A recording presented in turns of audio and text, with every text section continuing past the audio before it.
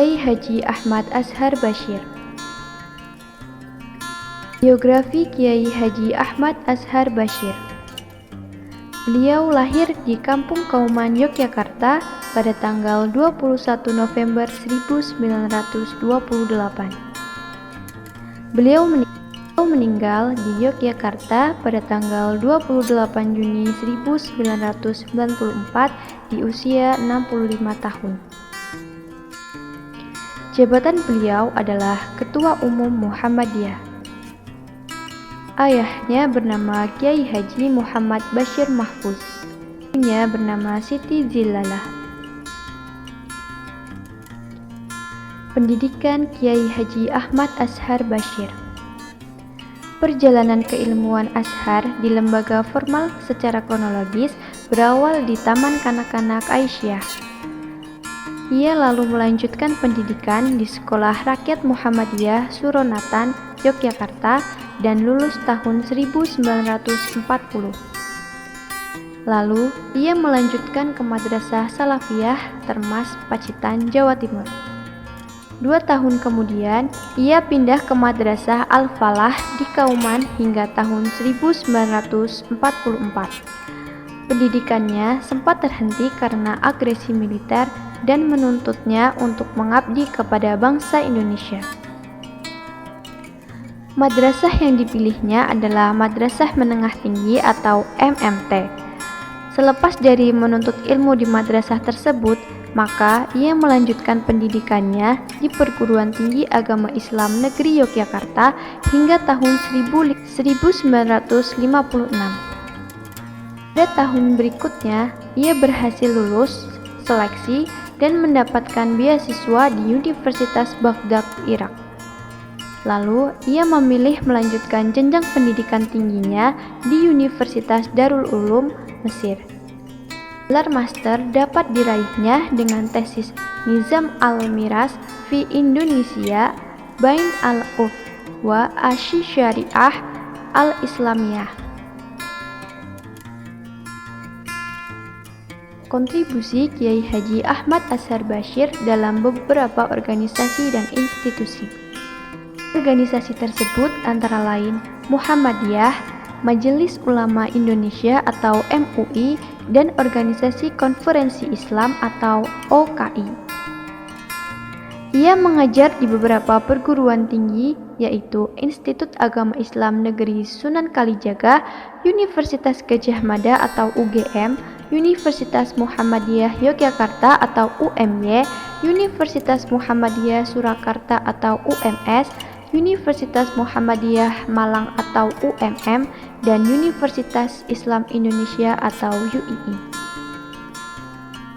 Ia pernah mengajar di beberapa fakultas, yaitu sastra, filsafat, dan hukum. Jadi anggota Majelis Permusyawaratan Rakyat atau MPR Republik Indonesia periode 1990 sampai 1995. Keanggotaannya dalam MPR sebagai utusan atau delegasi dari golongan organisasi agama.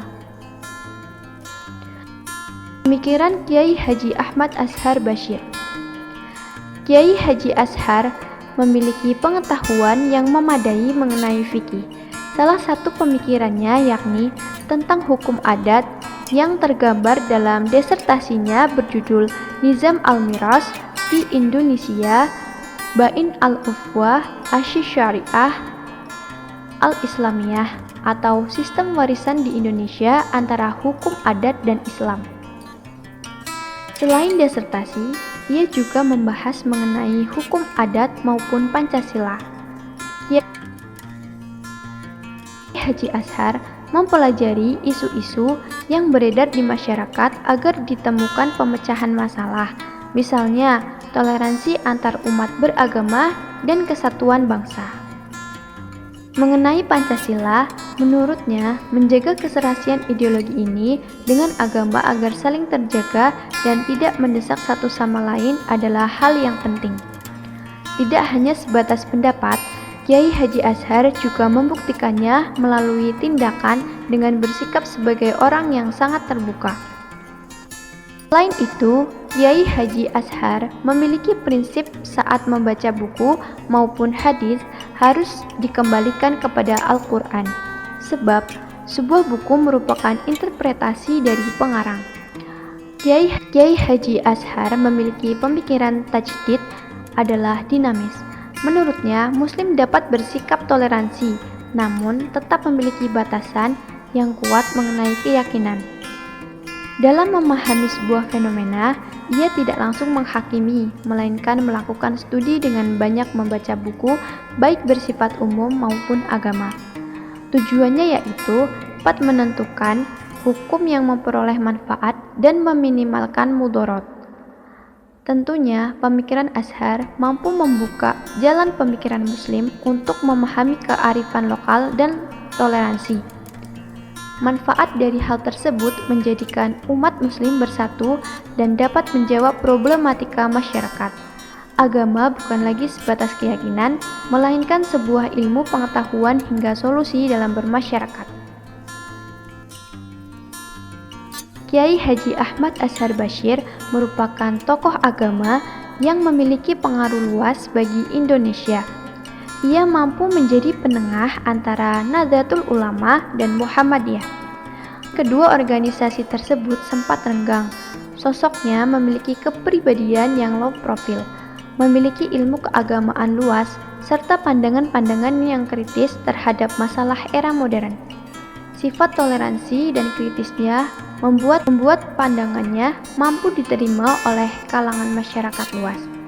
Ketegasannya dalam bidang akidah membuatnya mampu menempatkan batas-batas dari toleransi.